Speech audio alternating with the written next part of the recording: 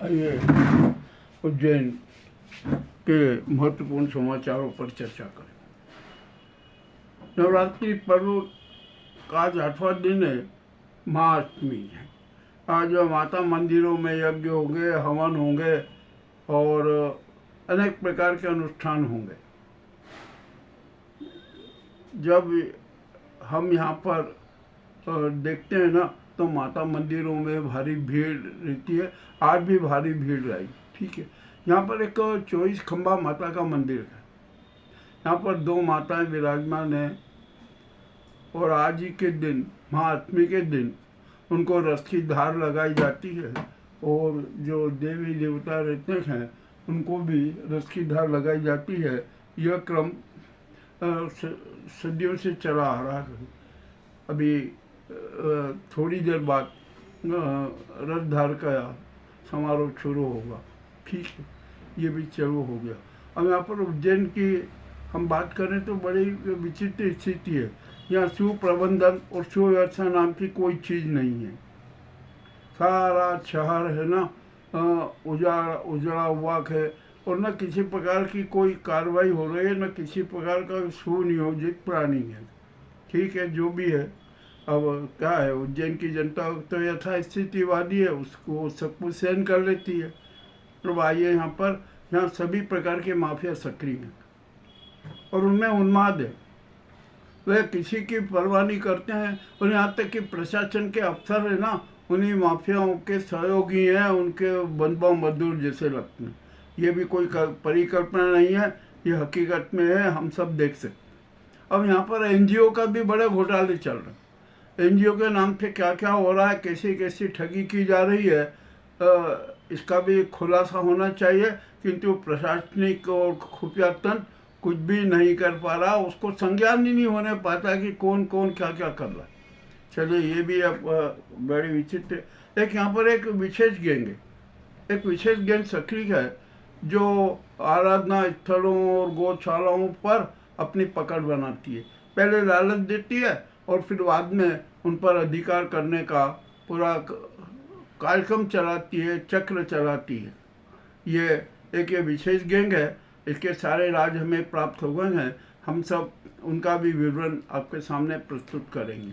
यहाँ बहुआयामी अराजकता है, यातायात की अराजकता है, जिसका कि कोई समाधान नहीं निकल पाई। यातायात पुलिस के पास में जब शिकायत जाती है, वो होती है तो कहते से क्या करें, हमारे पास में स्टाफ ही नहीं है, 200 का चाहिए, 82 है, कैसे काम करें, कैसे से व्यवस्था करें, ठीक है। जब स्टाफ हो जाए ना, जब आप करना। मगर एक बात है, यहाँ पर जनता सुझाव दे रही है कि जो पुलिस मित्र है ना, उनको आप आउटसोर्स कर्मियों में रखकर वो कमी पूर्ति कर सकते हो। कीजिए, तुरंत कीजिए, सारी समस्या का समाधान हो जाएगा। किंतु अब पुलिस प्रशासन कब ऐसा करेगा, देखते हैं। ये तो जनता का सुझाव है, उसे मान्य करना चाहिए।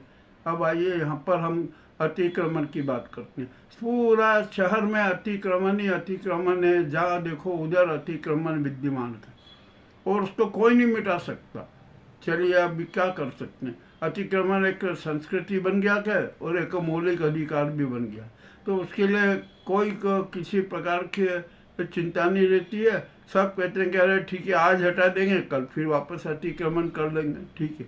अब यहाँ पर यह हमारा शहर है ना, कभी आध्यात्मिक हुआ करता था, धार्मिक हुआ करता था, अब तो यह पर्यटक शहर हो गया। यहाँ पर आध्यात्म नाम की तो कोई चीज़ ही नज़र नहीं आती। दिखावे के धर्म और दिखावे के धर्म के दृश्य हमारे सामने आते हैं, बड़े विचित्र दृश्य प्रस्तुत होते हैं। अब क्या करें, उज्जैन में का जो प्राचीन गौरव अस्तित्व था ना, वो तो समाप्त होगा। अब यहाँ उज्जैन में पुरातत्व विभाग है, वो भी सुप्ता अवस्था में, उसको कोई परवाह नहीं कि सर्टिफिकेट का मामला कैसे सुलझाया जाए, मंगलनाथ और अंगारेश्वर का मामला कैसे सुलझाया जाए, उसका जो पौराणिक महत्व बताया जाए, सच बताया जाए, परंतु वो कोई करने को तैयार नहीं। अब मैं यहाँ पर हमारे शहर में और हमारे देश में एक बड़ी समस्या है। इतिहासकार और साहित्यकारों में समन्वय नहीं है।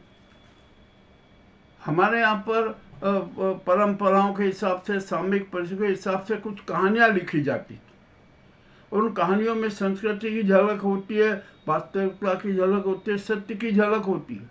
किंतु जो इतिहासकार है ना, उन कहानियों पर कभी ध्यान ही नहीं देते, और इसके कारण इतिहास जो ऐतिहासिक क्षमता है ना, वो प्रभावित होती है। तो जो कहानियाँ हैं, जो कहानियाँ कही जाती है, सुनी जाती है, सुनाई जाती है, उन पर भी इतिहासकार अवश्य ध्यान दे, क्योंकि उनमें भी तो संस्कृति और संस्कार नजर आते हैं ना।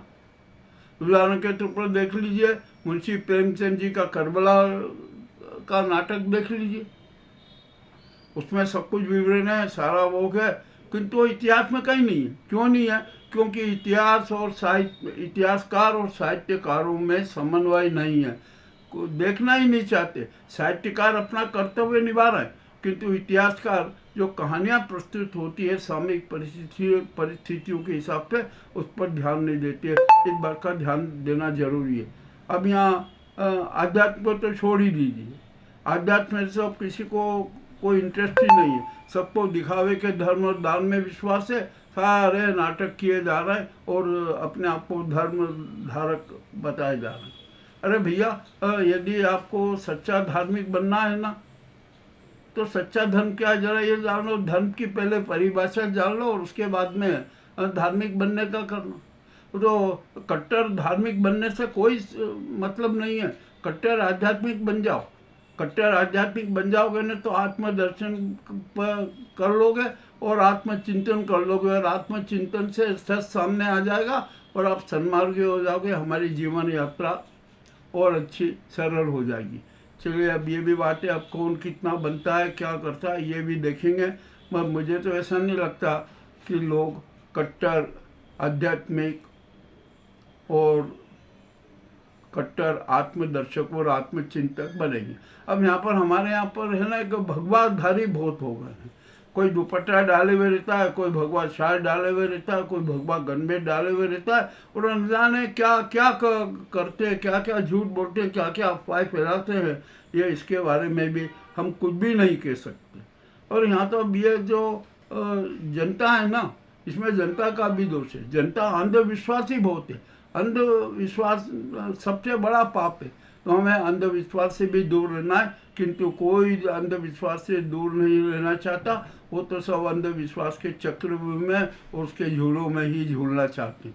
चलिए, अब ये भी बात हो गई। अब यहाँ पर हमारे यहाँ जो साधु संत है ना, इनकी भी खुफिया जांच होना चाहिए, अखाड़ों की जांच होना चाहिए, जितने साधु संत हैं उनकी भी जांच होना चाहिए। अब यहाँ जांच कौन करे, ये भी एक समस्या है। अब देखते हैं खुफियातन क्या करता है। हमारे पास में तो अनेक साधु संतों के अखाड़ों के जो साक्ष्य मिले हैं ना, वे बड़े भयावह हैं।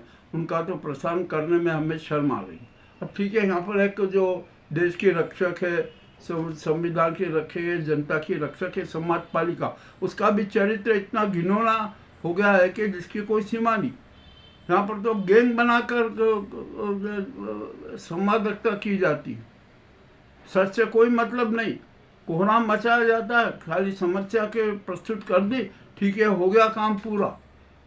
और मज़ेदारी की बात तो यह है कि एक ही वीडियो अनेक चैनलों पे भी चलाया जाता है, और भिखारियों की तरह आयोजकों के सामने लोगों को और पत्रकारों को हमने खड़े होते हुए देखा के, धन की मांग करते हुए देखा के। ये भी चरित्र बड़ा खराब है, इस चरित्र को भी सुधारना चाहिए। मगर कौन सुधारेगा, कह नहीं सकते। अब यहाँ पर जो हर स्थिति खराब ही खराब होती जा रही है। यानी उज्जैन में संस्कृति और सुसंस्कार तो अब है ही नहीं, कुप्रबंधन है, कुव्यवस्था है। महाकाल मंदिर की क्या हालत है हम जानते हैं। यहाँ पर अनुष्ठान के नाम पर क्या क्या होता है ये भी सब पता है। यानी जनता को ठगो, किसी भी तरीके से ठगो, उसकी जेब से माल निकाल दो, अनेक मदों के रूप में माल निकाल लो, बस यही चक्र चल रहा। तो उज्जैन है ना, जो कभी अवंतिकापुरी था, अब तो अराजकतापुरी बन गया। उज्जैन की हालत बहुत ख़राब है, और यहाँ पर घोषणाओं की तो इतनी बाढ़ आ गई, इतनी बाढ़ आ गई कि सच ही गायब हो गया।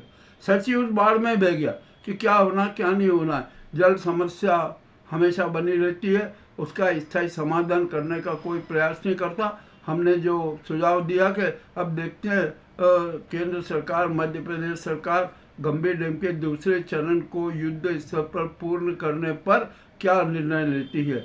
ये जो शहर की समस्याएं थी ना, उज्जैन की प्रमुख समस्याओं के बारे में हमने आपको अवगत कराया। आपको कैसे लगे? हो सकता है हमारी प्रस्तुति से अनेक लोगों को बुरा भी लगे, भैया लगे तो लगे, सच सबके सामने प्रस्तुत करना हमारा धर्म है।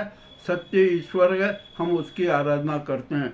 आज का यह हमारा उज्जैन संस्करण आपको कैसा लगा अवश्य बताएं। बहुत बहुत धन्यवाद।